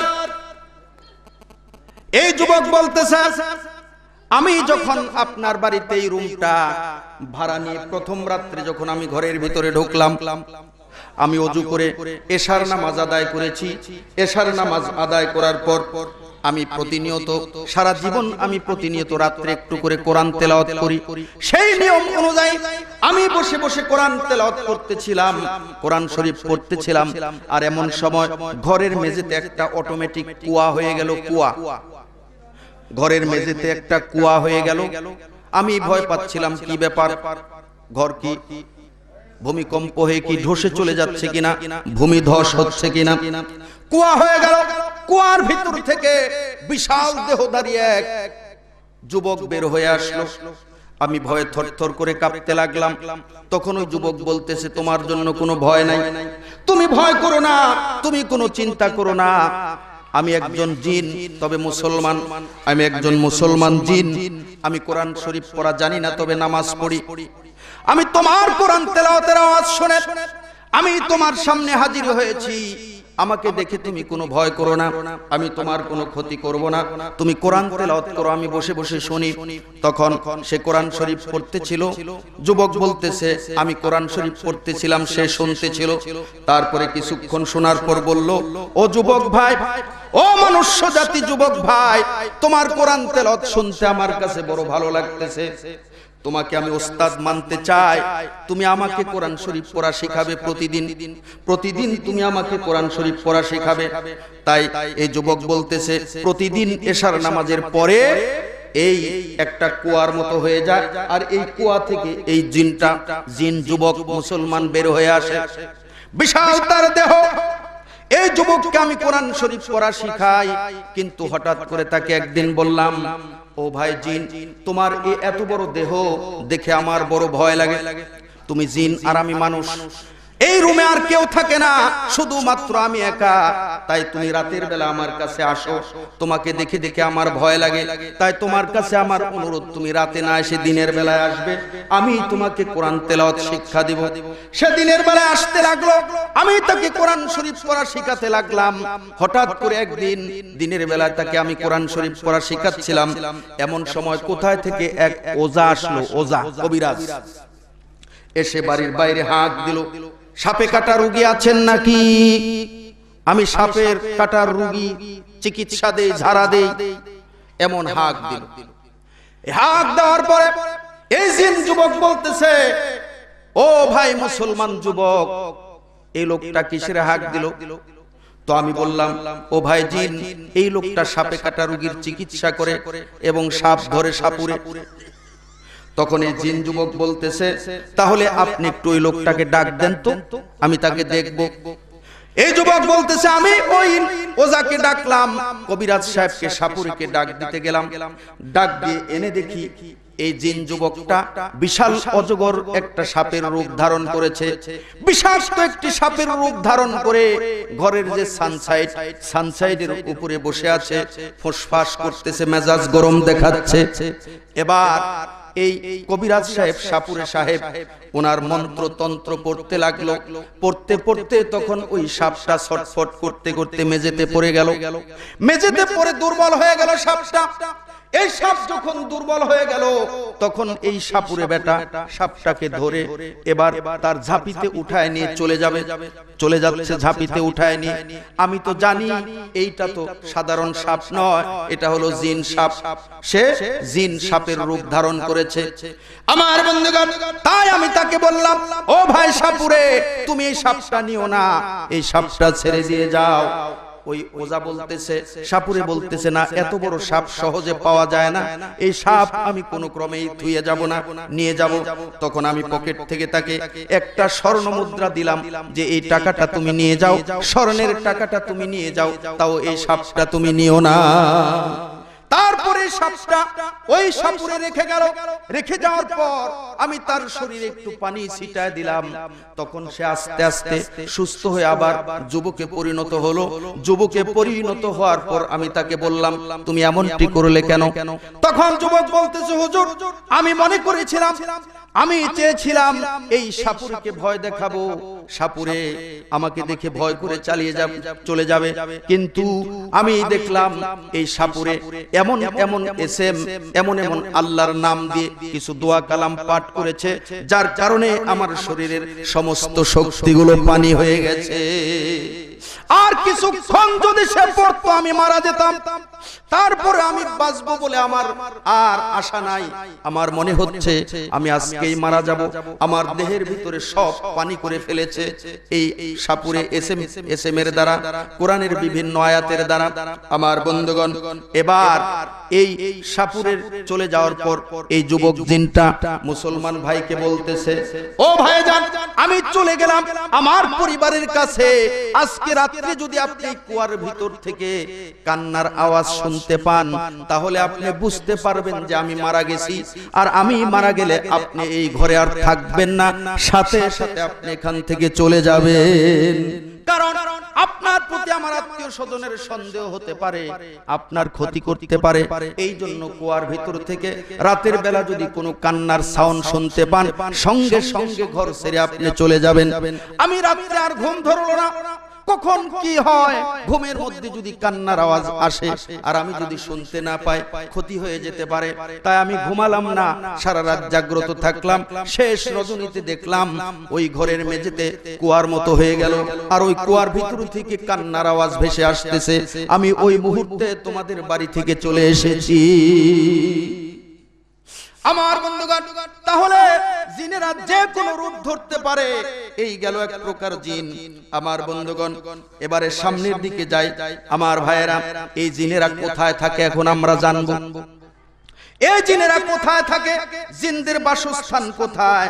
আমার বন্ধুগণ, হযরত বিলাল বিন হারিস রাদিয়াল্লাহু তাআলা আনহু বলেছেন, আমরা নবীজির সাথে এক সফরে ছিলাম। তিনি পায়খানায় গেলেন আর আমি পানির পাত্র হাতে নিয়ে অপেক্ষা করতেছিলাম। রাসূলুল্লাহ পায়খানা ফিরতে গেছেন, আমি একটু ফাঁকে পানির বদনা হাতে নিয়ে দাঁড়িয়ে আছি। কিন্তু রাসূল আসতে দেরি হচ্ছে, অন্যদিন এমন দেরি হয় না। আমি লক্ষ্য করলাম ব্যাপারটা কি, রাসূলের আসতে দেরি হচ্ছে কেন? আমি কান পেতে ভালো করে শুনতেছি। রাসূলের সামনে কারা যেন দাঁড়ায় দাঁড়ায় তর্ক বিতর্ক করতেছে, তর্ক বিতর্কের আওয়াজ আমার কানে আসতেছে। আমি ভাবলাম রাসূলকে কি কেউ আক্রমণ করেছে নাকি? এগিয়ে যেতে চাই, আবার যাই না। রাসূল পায়খানা গিয়েছে, কি অবস্থায় আছে আল্লাহর রাসূল? কিছুক্ষণ পর রাসূলুল্লাহ ফিরে আসলেন। আমি রাসূলকে জিজ্ঞেস করলাম, ইয়া রাসূলুল্লাহ, ইয়া হাবিবাল্লাহ, ইয়া রাসূলুল্লাহ, ইয়া হাবিবাল্লাহ, আপনার সঙ্গে আমি লোকজনের তর্ক বিতর্কের আওয়াজ শুনতে পেলাম। এরা কারা? কোন লোকজন আপনার সাথে তর্ক করলো? রাসূলুল্লাহ বললেন, এরা দুনিয়ার কোনো মানুষ নয়, এরা হলো জিন। দুই দল জিন আমার কাছে এসেছিল। তাদের মধ্যে থাকার জায়গা নিয়ে দ্বন্দ্ব, গন্ডগোল, ফাসাদ চলছে দীর্ঘদিন যাবত। এর মীমাংসার জন্য আমার কাছে এসেছিল। আমি তাদের মধ্যে মীমাংসা করে দিয়েছি। আমি তাদের মধ্যে মীমাংসা করে দিয়েছি। মুসলমান জিনদের জন্য আমি দিয়েছি জালস। মুসলমান জিনদের জন্য আমি দিয়েছি জালস, অর্থাৎ বস্তি এবং পাহাড়। যেই সব এলাকা দিয়ে মুসলমান মানুষ বসবাস করে, এই সব এলাকা দিয়ে মুসলমান জিনেরা বসবাস করবে এবং পাহাড়ে মুসলমান জিনেরা বসবাস করবে। আর যে সমস্ত অমুসলিম, কাফের, বেঈমান জিন, এই সমস্ত জিনদের জন্য আমি থাকার জায়গা আমি দিয়ে দিয়েছি গাওর। গাওর মানে হলো খাদ, পাহাড়ের ওই যে গুহা, তারপরে মাইটেল মানে গভীর কূপ, তারপরে আপনার ওই যে নদীর মধ্যে যেগুলো থাকে, নদীর দহ, এই নদীর দহ এবং সামুদ্রিক যে সমস্ত দ্বীপ থাকে, এইগুলো হলো দুষ্ট, বদমাইশ, পাপিষ্ট জিনদের বসবাসের জায়গা। আমি ভাগ করে দিয়েছি। আমার বন্ধুগণ, এই জন্য তাহলে মুসলমান জিন মুসলমানদের এলাকায় বসবাস করে। এবারে আসি, রাসূলুল্লাহ সাল্লাল্লাহু আলাইহি ওয়াসাল্লাম বলেছেন, তোমরা ঘাস ওয়ালা জমিতে পায়খানা করো না। পতিত জমি থাকে না, পতিত জমিতে আমরা গরু ছাগলকে ঘাস খাওয়াই, এমন পতিত জমি, ঘাসওয়ালা জমি। রাসূল বলেছেন যে জমিতে সবুজ ঘাসে পরিপূর্ণ এমন জমিতে তোমরা পায়খানা করো না, পেশাব করো না, কারণ এই পতিত ঘাসওয়ালা জমিনগুলো হলো তোমাদের ভাই জিনদের জন্য মসজিদ সমতুল্য। এরা এই সমস্ত জমিতে দাঁড়ায় দাঁড়ায় নামাজ পড়ে, এরা এই সমস্ত ঘাসওয়ালা পতিত জমিতে এরা মুসলমান জিনেরা নামাজ পড়ে। আবার জিনদের আলাদা কোনো মসজিদ নাই। রাসূলুল্লাহ বলেছেন ইন্নাল মাসাজিদা লিল্লাহি ফালা তাদউ মাআল্লাহি আহাদা, সমস্ত মসজিদ আল্লাহর, সুতরাং যেখানে খুশি জিনেরা তোমরা নামাজ পড়ে নিবে। তাই মসজিদেও কিন্তু জিনেরা নামাজ পড়ে। আমার বন্ধুগণ, এবারে আসি, আমাদের দেশে হিজরা আছে না? মানুষ হিজরা হয় কেন? সারা জীবন হিজরা দেখে এসেছি, এখনো হিজরা আমাদের দেশে অনেক আছে। বিশেষ করে ট্রেনে উঠলে হিজরাদের অত্যাচারে অতিষ্ঠ হয়ে যাওয়া লাগে। আমার বন্ধুগণ, এই হিজরা কেন হয় আজকে আপনাদেরকে শিখায় দিব ইনশাআল্লাহ। আমার বন্ধুগণ, বিশ্ব নবীজির সাহাবী, জলিলুল কদর সাহাবী এবং রইসুল মুফাসসিরিন আব্দুল্লাহ ইবনে আব্বাস রাদিয়াল্লাহু তাআলা আনহু থেকে বর্ণিত, উনি বলছেন দুনিয়াতে যত হিজরা আছে সমস্ত হিজরারা হলো জিনের সন্তান। কার সন্তান? জিনের সন্তান। বলতে পারেন হুজুর এটা আবার কি কইলেন এতক্ষণে? এর ব্যাখ্যা হলো আল্লাহ রাব্বুল আলামিন কোরআন শরীফের ভিতরে আল্লাহ পাক বলে দিয়েছেন ওয়াশারিকহুন্না ফিল আমওয়ালি ওয়াল আওলাদ। আল্লাহ পাক শয়তানকে বলেছে, শয়তান জিনদেরকে বলেছে যে তোরা আদম সন্তানদের সাথে এবং আদম সন্তানদের সম্পত্তিতে তোরা শরীক হয়ে যা। এই জন্য হাদিস শরীফে এসেছে যখন তোমাদের স্ত্রীর মিনিস্ট্রেশন হবে, মাসিক হবে, মাসিক চলাকালীন স্ত্রীর সাথে মেলামেশা হালাল না হারাম? হারাম, সম্পূর্ণরূপে হারাম। স্ত্রী যখন মাসিক হবে, মাসিক চলাকালীন সময় স্ত্রীর সাথে সঙ্গম করা যাবে না, এটা হারাম। আমার বন্ধুগণ, মাসিক চলাকালীন আমরা জানি যে সন্তানাদি হয় না, যেহেতু জুরায়ের মুখ খোলা থাকে, কিন্তু এইটা তো খোলা থাকার আবার টাইম আছে, বন্ধ হওয়ারও টাইম আছে। দেখা গেল এমন একটা সময় আপনি মেলামেশা করলেন মাসিকের শেষ মুহূর্ত, এখনই গেট বন্ধ হবে হবে ভাব, এমন সময় যদি মেলামেশা হয়ে যায় সন্তান আসতেও পারে। এই জন্য আব্দুল্লাহ ইবনে আব্বাস রাদিয়াল্লাহু তাআলা আনহু বলেছেন যখন কোন পুরুষ নিজের যৌন চাহিদা পূরণের জন্য নিজের যৌবনকে চেক দিতে না পেরে স্ত্রীর মাসিক চলাকালীন সময় ওই মাসিক ঋতুস্রাববর্তী মহিলার সঙ্গে স্ত্রীর সঙ্গে যখন মেলামেশায় লিপ্ত হয়, তখন দুষ্ট শয়তান জিনও তার ওই পুরুষের লিঙ্গের সঙ্গে শয়তান জিনের লিঙ্গটা জড়ায়ে তার স্ত্রীর সাথে মেলামেশা আরম্ভ করে দেয়। যখন মেলামেশা আরম্ভ করে দেয়, স্বামীর বীর্যস্খলনের আগেই দুষ্ট শয়তান জিন তার বীর্যস্খলন ঘটায় দেয়। আর ওই সহবাসে যদি স্ত্রী গর্ভবতী হয়, তাহলে জিনের বীজে গর্ভবতী হইল, আর ওই সন্তানটাই হবে হিজরা। ওই সন্তান কখনো পুরুষ হবে না, নারীও হবে না, সে হবে হিজরা। তাহলে যত হিজরা আছে একটাও মানুষের বীজে পয়দা না, সব হলো দুষ্ট শয়তান জিনের বীজে পয়দা। তারপরে রাসূলুল্লাহ আরো বলেছেন আমার ভাইরা, শয়তান বাম হাতে খায়। শয়তান কোন হাতে খায়? বাম হাতে খায়। আমাদের দেশে কিছু আধুনিক শিক্ষিত ভদ্রলোক আছে, আধুনিক শিক্ষিত ভদ্রলোক আছে, চা স্টলে গেলে দেখা যায় ডান হাতটা অবসর, কিন্তু বাম হাত দিয়ে চা খাচ্ছে। কি ভদ্রলোকই, কি স্টাইল! বাম হাত দিয়ে চা খায়, আছে না? বাম হাত দিয়ে সিগারেট টানে, আবার মুখ কাজ করে, মানে একদিকে টান দেয়। বাম হাত দিয়ে খাবে কেন বাবা? আল্লাহ পাক বলে যে দুইটাই তো হাত, দুইটাই তো আল্লাহ সৃষ্টি করেছে। হ্যাঁ, আল্লাহ সৃষ্টি করেছে, আল্লাহ মুখ, এটাও দরজা, নিজ দিকে যে আছে মাল আনলোড মানে আনলোড করার, সেটাও তো মুখ, সেটাও তো দরজা। এর মুখ দিয়ে ভাত মাছ খাওয়া বাদ দিয়ে যদি ওই দিক দিয়ে খাইতে চাও তাহলে কি হবে?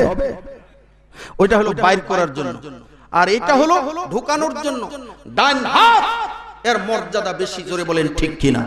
যত ভালো কাজ আছে ভালো কাজগুলো করার জন্য আল্লাহ পাক দিয়েছেন ডান হাত, আর যত নোংরা নিকৃষ্ট ময়লা আবর্জনার কাজ আছে এইগুলো তোমরা করবে বাম হাতে। আর এই বাম হাত দিয়ে আমরা খাই, কিছু কিছু আধুনিক শিক্ষিত লোক আছেন বাম হাতে খায়। রাসূলুল্লাহ বলেছেন শয়তান বাম হাতে খায়। তাই যারা বাম হাতে খায় রাসূলের হাদিস অনুসারে এরা হলো শয়তান। ভাইরা আমার, রাসূল পরিষ্কার বুঝায় বলেছেন যে যারা বাম হাতে খায় সে যদি দেখতো যে কি খাচ্ছে আর কার সাথে খাচ্ছে, তাহলে সে যতটুকু খেয়েছে বমি করে মুখে আঙ্গুল ঢুকায় বমি করে বের করে দিত। কারণ যখন কেউ বাম হাতে খায় শয়তান তার সাথে শরীক হয়ে যায়। শয়তান কুকুর খবিশের চেয়েও নিকৃষ্ট, জোরে বলেন ঠিক কিনা? আপনি ভাত খেতে বসেছেন, এখন আপনার প্লেটে এসে আপনিও খাচ্ছেন, কুকুরেও খাচ্ছে, আপনি কি খেতে পারবেন?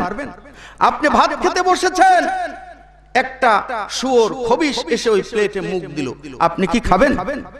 তাহলে একটি খবিশের, একটি কুকুরের ঝোঁটা যেমন কোন জ্ঞানী সজ্ঞান একটা মানুষ খেতে পারে না, ঠিক তেমনি ভাবে কুকুর সিগাল খবিশের চেয়ে আরো নিকৃষ্ট হলো শয়তান। তাই বাম হাতে যখন কেউ খায় ওই শয়তান তার সাথে শরীক হয়ে যায়।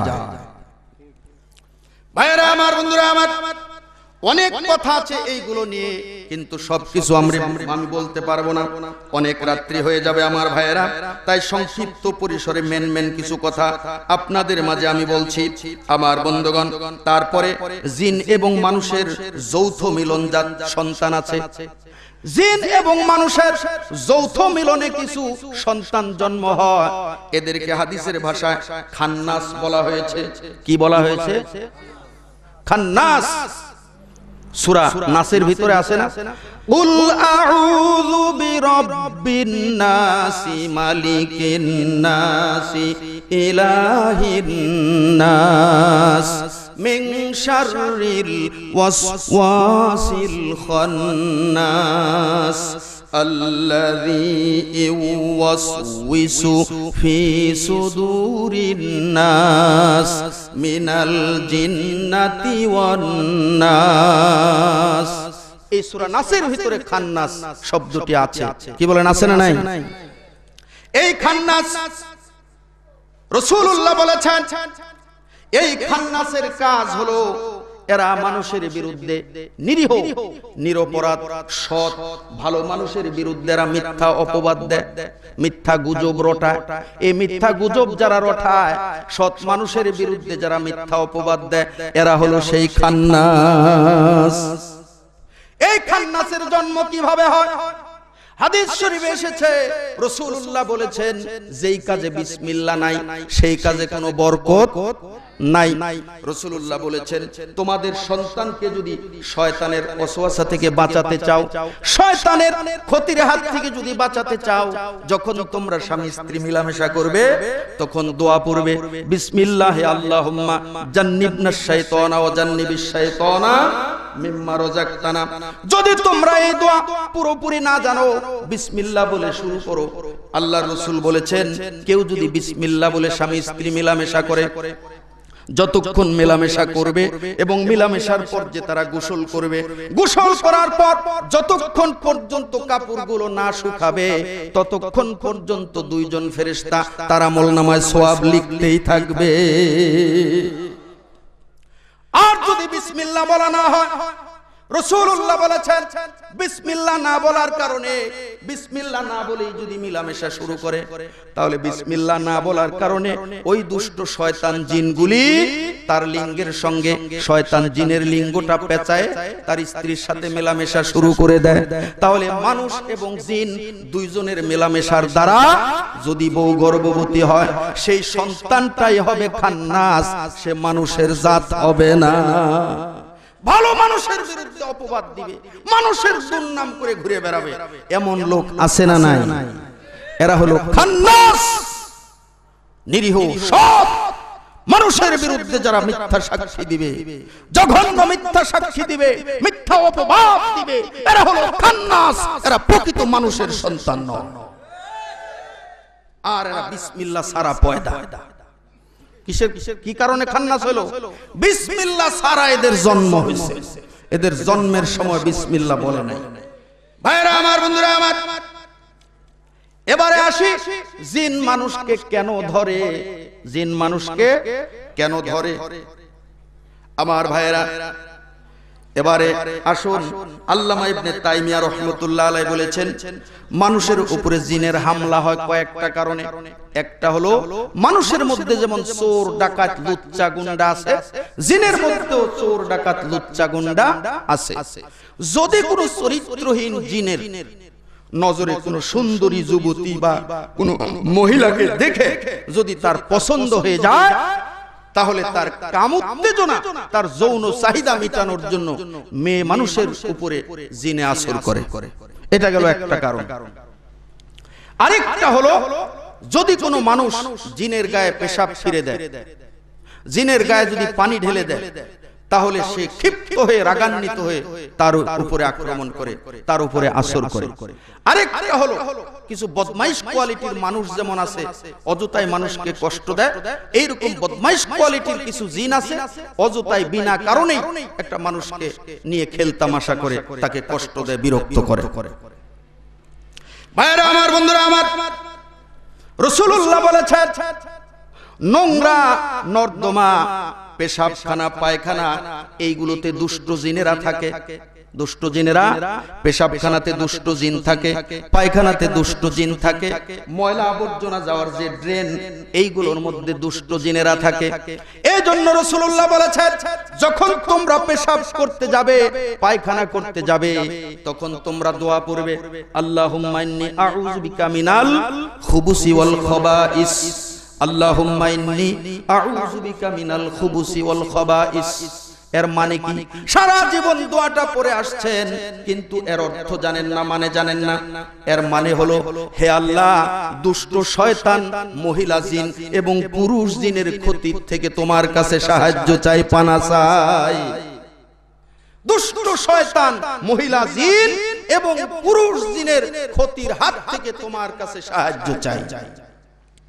আমার ভাইরা, যেহেতু জিনেরা থাকে পেশাবখানাতে, পায়খানাতে, সেই জিনের ক্ষতির হাত থেকে বাঁচার জন্যই রাসূলুল্লাহ এই দোয়াটা শিখায় দিয়েছেন। এই জন্য যখন পেশাব করতে যাব, পায়খানা করতে যাব, এই দোয়া আমরা পাঠ করব, অবশ্যই পাঠ করব।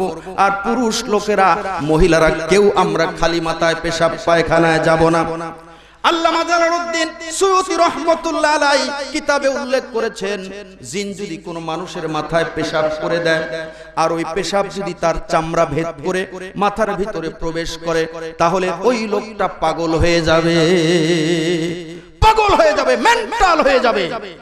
এই পাগল সহজে সারবে না। আমার ভাইরা, আমরা তো মানসিক রোগ খালি ডাক্তারের কাছে দৌড়াই। আমার বন্ধুগণ, এইটা ডাক্তারি চিকিৎসার দ্বারা কিন্তু সব মানসিক রোগী ভালো হয় না। আমার ভাইয়েরা, জিনে পেশাব করে দিলে আরেকটা সমস্যা হয়। কোন জিন যদি মানুষের মাথায় পেশাব করে দেয়, তাহলে ওই মানুষটার মাথার চুল থাকবে না, চুলগুলো সব ঝরে পড়ে যাবে। তাই এই সব ক্ষতি থেকে বাঁচার জন্য আমাদের মাথায় টুপি দিয়ে যেতে হবে, মহিলাদের মাথায় কাপড় দিয়ে যেতে হবে। মহিলারা আজকাল তো মাথায় কাপড় দিতেই চায় না, মেয়েদের চুল উঠা ব্যারামও ভালো হচ্ছে না। কত রঙের শ্যাম্পু আর কত রঙের তেল, কব ডাক্তার সাহেব খালি মাথার চুলগুলো উঠে যাচ্ছে। আমার মনে হয় এই যে মাথায় কাপড় দেয় না, দৈনিক জিনারে একটু একটু করে পেশাব করে আর এই চুলগুলো উঠে যাচ্ছে। ভাইরা আমার, বন্ধুরা আমার, তারপরে আসি, এইবার এই জিন মনে করেন কাউকে ধরেই ফেললো, এখন জিন ছাড়ানোর উপায়টা কি বলে দিব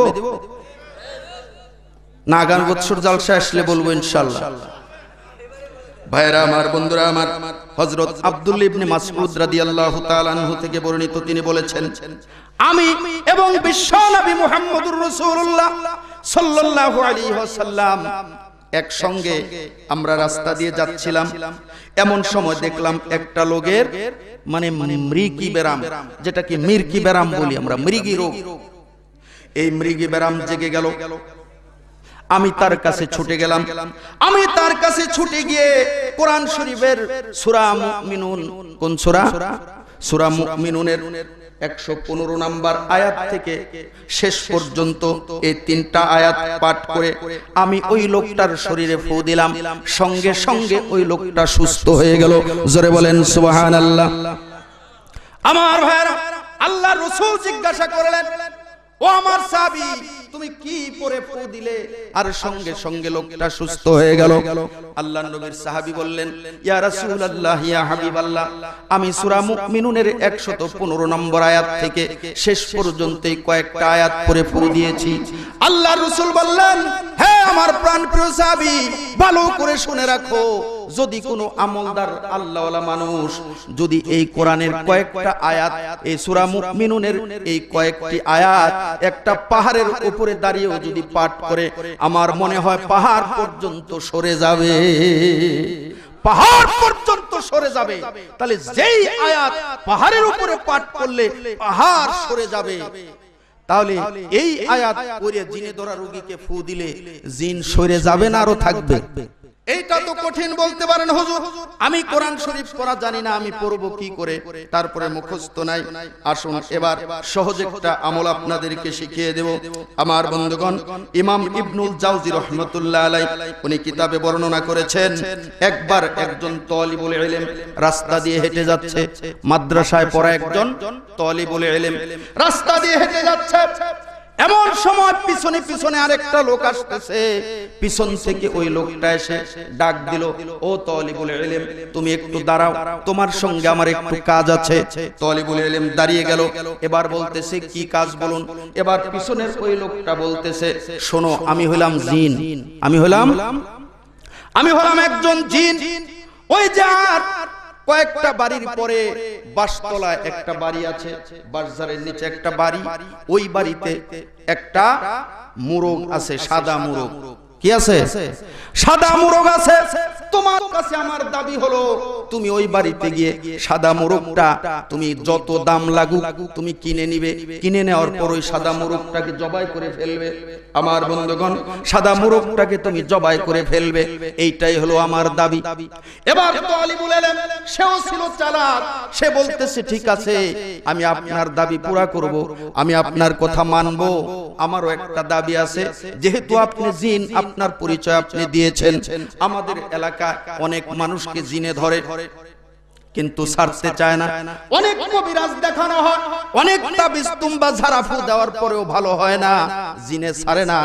এমন রোগী যদি বের হয়, এমন জিন যদি কোনো মানুষকে ধরে, তাহলে এই দুষ্ট শয়তান জিনকে তাড়ানোর তদবির কি, আমল কি, এই আমলটা যদি আমাকে শিখায় দেন, তাইলে আমি আপনার কাজ করে দেব। এবার তালিবুল ইলমকে এই জিন বলতেছে, তাহলে শুনে রাখো, তুমি যদি জিন তাড়াতে চাও তাহলে শুনে রাখো, কোন লোককে যদি জিনে ধরে, কোন লোককে যদি জিনে ধরে, তাহলে তুমি খাটো লেজ, নেজটা হতে হবে খাটো, মাথায় শিং থাকতে হবে, এমন হরিণের চামড়া লাগবে, খাটো নেজ এবং শিং বিশিষ্ট হরিণের চামড়া লাগবে, আর সুদাবদির তেল লাগবে। এই দুইটা জিনিস তুমি জোগাড় করে রাখবে। যদি কোনো রোগীকে কোনো ক্রমে জিন না ছাড়ে, জিন ছেড়ে যদি যেতে না চায়, তাহলে এই হরিণের চামড়া দিয়ে এই জিনে ধরা রোগীর দুইটা আঙ্গুলের, এই যে দুই হাতের দুইটা আঙ্গুল একসঙ্গে হরিণের চামড়া দিয়ে বেঁধে ফেলবে। হরিণের চামড়া দিয়ে বাঁধার সঙ্গে সঙ্গে ওই জিন আটকা পড়ে যাবে, ওই জিন আর পালায় যেতে পারবে না। তখন এই জিনে ধরা রোগীর নাকের ডান ছিদ্রে সুদাববির তেল 4 ফোঁটা দিবে, আর বাম ছিদ্রে তুমি 2 ফোঁটা দিবে, এই 3 ফোঁটা দিবে। তাহলে ওই জিন মারা যাবে এবং জীবনে কোনোদিন আর ওই রোগীকে জিনে ধরবে না। এই তদবির শিখায় দিল। এখন সুদাববির তেল কি, এটা কিন্তু আমি এখন ভেঙ্গে বলবো না। কারণ কবিরাজি শিকা হয়ে গেলে তো চলে যাবেন। আমার ভাইয়েরা, সুদাব্বির তেল কাকে বলা হয় এটা আমি পরে বলবো।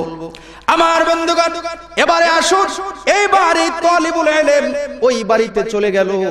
ওই বাড়িতে চলে যাওয়ার পর বাড়িতে গিয়ে বলল, ওই যে সাদা মোরগটা, এই মোরগটা আমি কিনে নিব। বাড়ির মুরব্বি বলতেছে, না বাবা, এই সাদা মোরগ আমি বিক্রি করব না। বলে, না, দিতেই হবে, আমার একান্ত প্রয়োজন, এটা দিতেই হবে। তখন বলতেছে, না দিব না, আমি 100 টাকা দাম দিব, হবে না, 200 টাকা দিব, 300 টাকা দিব। বেশি থেকে বেশি দাম দেওয়ার পর মুরব্বি রাজি হয়ে মোরগটা দিয়ে দিল। মোরগটা দেওয়ার পর ওই তালিবুল ইলম সঙ্গে সঙ্গে মোরগটাকে জবাই করে দিল। আর মোরগটা জবাই করার সঙ্গে সঙ্গে ওই দুষ্ট শয়তান জিন এসে ওই বাড়িতে একটা সুন্দরী যুবতী মেয়ে ছিল, ওই মেয়ের উপরে আসর করে ফেলেছে, মেয়েটাকে ওই জিনে ধরে ফেলেছে। আমার বন্ধুগণ, এবার ওই বাড়ির মুরব্বি বলতেছে, দড়ি আনো তাড়াতাড়ি, এই তালিবুল ইলমকে দড়ি দিয়ে বাঁধো, এই বেটা জাদুকর, এই বেটা জাদুকর। তাছাড়া মোরগ কেন জবাই করলো আমার বাড়িতে? আর মোরগ জবাই করার সঙ্গে সঙ্গে আমার মেয়েকে জিনে আসর করলো, ব্যাপারটা কি, কারণটা কি? এবার তালিবুল ইলম বলতেছে, বাবা আমি জাদুকর নই, আমি কোনো গণক ঠাকুর জ্যোতিষী কিছুই নই, আমাকে বাঁধবেন না। বলে, না বেটা, তোমার মধ্যেই রহস্য আছে। এবার তালিবুল ইলম বলতেছে, ঠিক আছে, আপনার মেয়েকে যখন জিনে ধরেছে আমি ভালো করে দিয়ে যাচ্ছি, যান হরিণের চামড়া নিয়ে আসেন। হরিণের চামড়া আনা হলো, সুদাব্বির তেল আনা হলো। এবার হরিণের চামড়া দিয়ে যখন ওই জিনে ধরা রোগীর 2 হাতের 2 আঙ্গুল বান্ধা হলো, তখন ওই জিন কাঁদতেছে আর বলতেছে, ও তালিবুল ইলম, আমি তো তোমাকে এই কবিরাজিটা শিখায় দিলাম, এখন তুমি এই কবিরাজি দিয়ে সর্বপ্রথম আমাকেই তুমি হত্যা করবে? এত বড় নিমক হারামি তুমি করবে? তালিবুল ইলম বলতেছে, এটা নিমক হারামি নয়, আমাকে তুই যা বলেছিস আমি তা করেছি, কিন্তু আমি তো এই বাড়ি থেকে যেতেও পারি নাই, এত তাড়াতাড়ি কেন তুই এই মেয়েটার উপরে আসর করলি? তোকে দিয়ে পরীক্ষা করতে হবে তোর মন্ত্র ঠিক না বেঠিক। আমার বন্ধুগণ, এইবার হাতের আঙ্গুল দুটো বেঁধে যখন তার নাকের ডান ছিদ্রে 4 ফোঁটা, বাম ছিদ্রে 3 ফোঁটা তেল দিয়ে দিল, সঙ্গে সঙ্গে ওই জিন মারা গেল। জীবনে কোনোদিন আর ওই মহিলাকে জিনে ধরে নাই। জোরে বলেন সুবহানাল্লাহ। এখন বাড়িতে ছিল সাদা মোরগ। আমার ভাইয়েরা, হাদিস শরীফে রাসূলুল্লাহ বলেছেন, আদ্দিকুল আবিয়াদু হাবিবি, সাদা মোরগ হলো আমি নবীর বন্ধু, আমি নবীর বন্ধু জিব্রাইলেরও বন্ধু। সাদা মোরগ জিব্রাইলেরও বন্ধু, আমি মুহাম্মদুর রাসূলুল্লাহরও বন্ধু। হে আমার সাহাবীরা, হে আমার উম্মতেরা, তোমরা বাড়িতে সাদা মোরগ পালো। কে বলেছেন? আল্লাহর রাসূল বলেছেন, তোমরা বাড়িতে সাদা মোরগ পালো, কারণ সাদা মোরগ যেই বাড়িতে থাকবে ওই বাড়িতে কোনোদিন কোনো শয়তান জিন প্রবেশ করতে পারবে না। যত বড় জাদুকর হোক, যত বড় জাদুকর হোক, যত বড় গণক হোক, যত বড় জ্যোতিষী হোক, যত বড় কবিরাজ হোক, আমার বন্ধুগণ, যতই সে তালবাহানা তাবিজ তুম্বা করুক না কেন, যে বাড়িতে সাদা মোরগ থাকবে, সাদা মোরগ বাড়িতে থাকা পর্যন্ত কোন জাদুকরের জাদু ওই বাড়িতে কাজ করবে না, কোন তন্ত্র মন্ত্র ওই বাড়িতে কাজ করবে না। জোরে বলেন সুবহানাল্লাহ। আমার বন্ধুগণ, এই জন্য রাসূল বলেছেন সাদা মোরগ বাড়িতে পালো। আমার ভাইয়েরা, সাদা মোরগ পালবেন। রাসূলুল্লাহ বলেছেন, কোন বাড়িতে যদি সাদা মোরগ থাকে, সাদা মোরগ যেই বাড়িতে থাকবে, এই বাড়ির ডাইনে 4 বাড়ি, বামে 4 বাড়ি, সামনে 4 বাড়ি, পিছনে 4 বাড়ি, কয় বাড়ি হলো? চারিদিকে 4 16টা বাড়ি। এই 16টা বাড়িতে পর্যন্ত কোন শয়তান জিন ঢুকতে পারবে না। এক বাড়িতে যদি সাদা মোরগ থাকে, আশেপাশের আরো 16 বাড়ি নিরাপদ। জোরে বলেন সুবহানাল্লাহ। সাদা মোরগের দাম কত বেশি! রাসূল বলেছেন, মোরগ পালবে সাদা আর কবুতর পালবে লাল। কবুতর পালবে কি? লাল। লাল কবুতর। রাসূল বলেছেন, সকাল সন্ধ্যা দুষ্ট জিনেরা সন্ধ্যাবেলা বের হয়, আর এই সময় লাল কবুতর যদি তোমাদের বাড়িতে থাকে, লাল পায়রা যখন দুষ্ট শয়তান জিনদেরকে দেখে তখন বাকুম বাকুম ডাকতে থাকে, জিনদের সাথে খেলা করতে থাকে, তখন ওই জিনেরা তোমাদের বাড়ির অন্য মানুষের ক্ষতি করতে পারে না। আমার ভাইরা, তো যাই হোক, এখন সাদা মোরগ জিনের হাত থেকে বাঁচার উপায় আমার ভাইরা, একটি আর 2 মিনিট একটি কাহিনী বলেই আমার ওয়াজের শেষের দিকে চলে যাব ইনশাআল্লাহ। হযরত উরওয়া ইবনে জুবাইর রাহমাতুল্লাহ আলাইহি, উনি একদিন ঘরের ছাদে শুয়ে আছেন, হঠাৎ করে ধুপ ধুপ ধুপ ধুপ শব্দ, গভীর রাত্রে। উনি নিচের দিকে তাকায় দেখেন শত শত মানুষ ওনার বাড়ির নিচে, মানে ছাদের নিচে ঘরের পাশেই শত শত লোক জমা হয়ে গেছে। মাঝখানে একটা সিংহাসন, একজন লোক এসে সেই সিংহাসনে বসলো আর বলতেছে, মদিনার উরওয়া ইবনে জুবাইরের খবর কি? তখন বলতেছে, আমরা তাকে ধরে আনতে গিয়েছিলাম কিন্তু পারি নাই। তখন, কেমন কেউ আছো কি যে তাকে ধরে আনতে পারো? একদল শক্তিশালী জিন বলল, আমরা এই মুহূর্তে তাকে ধরে নিয়ে আসবো। তখন তারা ছুটে চলে গেল। বেশ কিছুক্ষণ পর ঘুরে আসলো, কি খবর? হুজুর, উনি এমন দোয়া পড়ে যেই দোয়ার কারণে ওনার আশেপাশে আমরা যেতে পারি নাই, ওনাকে ধরে আনতে পারি নাই। ইবলিস সিংহাসনে যে বসে আছে, এটা হলো সেই মেন ইবলিস, আজাজিল থেকে যে ইবলিস হয়েছে সেই ইবলিস। ইবলিস বলতেছে, তোমাদের মধ্যে আর কেউ আছো কি তাকে ধরে আনতে পারো? এবার একদল শক্তিশালী জিন বলতেছে, আমরা পারবো। তারা গিয়ে বহু সময় পর ফিরে আসলো, আর এই লোকটা ছাদের উপরে বসে বসে সব দেখছে। তখন শেষ পর্যন্ত তারাও ফিরে এসে বলল, আমরাও ধরে আনতে পারি নাই। কেন? যে সে রাসূলুল্লাহ সাল্লাল্লাহু আলাইহি ওয়াসাল্লাম থেকে এমন একটা দোয়া শিখেছে, এই দোয়াটা প্রতিদিন সকালে 3 বার পড়ে, সন্ধ্যাবেলা 3 বার পড়ে, আর যার কারণে আমরা গিয়ে তার আশেপাশেই ভিড়তে পারি না, তাকে ধরে আনবো কি করে? আমার ভাইরা, তো এই দোয়াটা আপনারা শিখবেন না ইনশাআল্লাহ। যদি নাটোর জেলার না, গোটা পৃথিবীর সমস্ত জিন যদি ঐক্যবদ্ধভাবে মিছিল করতে করতে আসে, হানিফ মাওলানা তোমাকে আজকে শেষ করে ফেলবো, তোমাকে ধরে ফেলবো, আমার ভাইরা আব্দুর রহিম সাহেব কোথায়, তোমাকে আজকে খান খান করে ফেলবো, কোনো চান্স পাবে না। দুনিয়ার সমস্ত জিন মিলেও আপনার আশেপাশে ভিড়তে পারবে না, কোনো ক্ষতি করতে পারবে না। জোরে বলেন সুবহানাল্লাহ। এই দোয়াটা কারা কারা শিখতে চান একটু হাত তুলেন তো দেখি। আমার ভাইরা হাত নামান। আর সুদাব্বিরের তেল, কোন তেল বাজান, কবিরাজি আজকে শিখাই দিয়ে যাব। আর এই দোয়াটা কবিরাজি না শিখেন, নিজে জিনের হাত থেকে বাঁচার জন্য